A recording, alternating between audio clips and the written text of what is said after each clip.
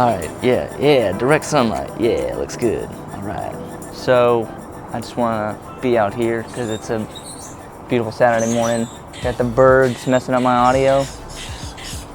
Dude, it's the most beautifulest, loudest day you could possibly want. These are the kind of days that make me wish I had a drone. So I could just fly it up there. Oh yeah, we're like right by the state capitol. Yeah, so it's like right up there. It's the tallest state capitol building in the country. Right now I just wish I had a drone, but I don't. So how is this video productive? Well, let's talk about some drones that I could have, but I don't. So the drone game is it's interesting nowadays. It's come a long way from where it used to be. And I've in like past three to 6 months, I've edited a lot of drone footage for clients of drone operators in the commercial world. There's they don't play around. We're not talking like the little Mavics. We're talking like the big drones with like cinema cameras on them, like payload 25 plus pounds. But I want to talk to you guys today about some drones that I'm considering, and maybe it'll help you in your decision making. So before we go into the make and models of all these drones, there has been one boundary that I'm afraid to step over, and that would be the legal boundaries. You need to go take a flight school class, I believe. Now see, I don't really know, I haven't really looked into it, but just because I've been so intimidated from it that I'm like, you know what, I'm just going to stick with cameras, not going to really play in the drone game. The FAA rules, it's like, you just see more and more in the news like how much they're cracking down on drones and illegally operating drones in areas where you shouldn't be, and people who don't really read the rules doing really dangerous things like flying over crowds or things like that. Dude, it's just like, it's real. I'm like, oh, dude, I don't even want to play that game. But let's go into like some of these makes and models. I'm gonna put all these drones in the description below so you can like read about them. The first one that seems the coolest to me, not because it's like the best in terms of video quality, but it would be the DJI Mavic Pro. It's this little tiny thing. It is tiny. It's a tiny ass drone. You can fit it in your back pocket nearly. It's a tiny device that is going to deliver competitively quality video at 4K, and it's something that's simple to operate and uses your phone as the viewfinder. So the DJI Mavic Pro, so we got 4K camera. Jesus, 40 miles an hour speeds. So when you're talking about drones and videos, you usually just want to hear about the resolutions. This one shoots in 4K at 24 frames per second. At Ultra HD, it does up to 30 frames. And if you want to do like 96 frames per second, you can do full HD, or if you just want to do the 720, you can do 1080. So yeah, so the Mavic Pro seems the most approachable and probably the best starter drone if I were to get a drone and start playing in that space. It runs for $1,200 roughly if you get the whole package: blades, propellers, batteries, case, the whole thing. So let's move on to the next one, which would be the DJI Phantom 4. I just want to make a distinction. They have the Phantom 4 Pro and the Phantom 4 Pro Plus. That difference is about $300.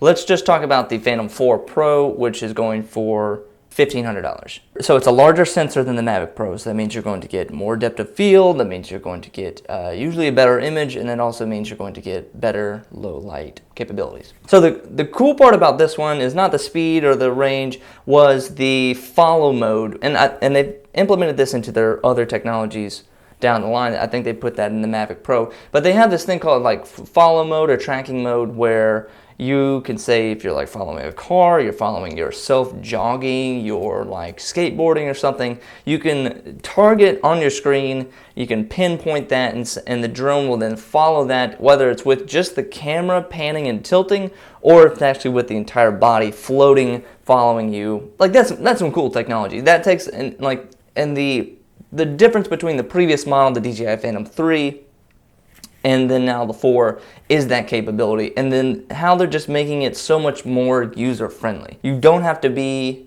you should, but you don't have to be a qualified drone pilot. you can just be a casual user and enjoy using this drone without feeling like you need to know all these like technical aviation terms or knowing like wind speed. It's like they're trying to like package it in so that you're just the casual user can put on the blades, turn it on, hoist it up in the air, and then. So the Phantom 4, if I were to go professional, that's the one I would go with. So ones that Tommy's TV has worked with is the one that we put our Sony A7S on, and that would be the DJI Matrice 3 hexacopter, 6 blades, and payload is up to 33 pounds, and this thing's a beast. So we have used this in the past, but we have not quite bought it because because you need 6 batteries just to start it, and then which means if you're going to actually apply this commercially or in the field, means you probably need to buy about 18 to 25 extra batteries with all those chargers in order to have like a full day's worth of shooting with that drone. And it was like, jeez, like that's so there's like 2 different variations. There's the standard and the pro. The only real difference of the pro is just they have larger antennas and more communication capability, which if you're in a commercial area,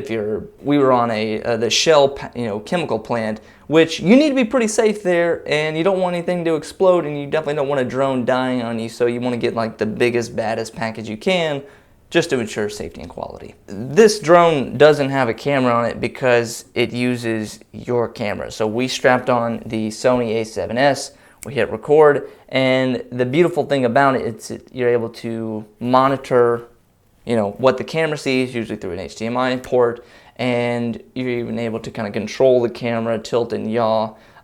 You can add focus rings to it, you can add a focus motor, but if you're just shooting like a super wide angle, 16 millimeters, you don't really need to focus when you're at that far of a distance. It turns out great, they look great. This though is extremely expensive. Just even the standard one is like $4,500. And then again, you have to buy all those batteries and chargers. And then you also need a quality camera to go with it. So this 70D, I don't know if I would fly this one. Hell, you could fly up to a Red or an Arri Alexa Mini. Not only do you need that cinema drone, you also need the cinema camera. So that's just something to think about. And maybe, that's not really approachable for you, it's not approachable for me. But yeah, just something to think about. So those 3 drones are the ones I'm considering. They're all, yes, in the DJI world, whatever. They're making the best stuff. So I'm gonna say like, that's probably the ones I would go with. If I was super casual, the Mavic. If I was stepping more into maybe wedding world or small commercial world, it'd be the Phantom 4 Pro. And if I'm going to go into high cinema world, independent film world, or large corporate videos, it's going to be the DJI Matrice 600. Hope I explained that as best I could. If you want to look all these up, understand a little bit more, there's going to be some links in the description. And I'm also going to find a few articles about flight aviation and FAA rules and drone operation and how to follow those regulations, because people are going to be stupid with drones and I don't want that, and it's dangerous. So thanks for watching, guys. My name is Jordan Anderson. If you have any questions, leave it in the comment below, and we will see you on the next episode.